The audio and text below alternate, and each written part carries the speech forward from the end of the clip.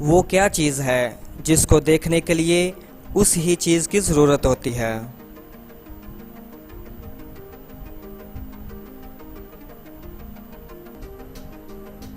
जवाब है आँख।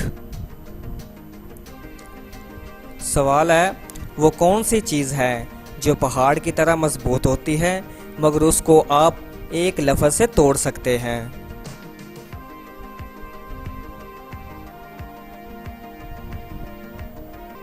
जवाब है खामोशी। सवाल है, वो कौन सी चीज़ है जिसको बिना पकड़े काबू में रखा जा सकता है और हमेशा गीली रहती है मगर उसको जंग नहीं लगता?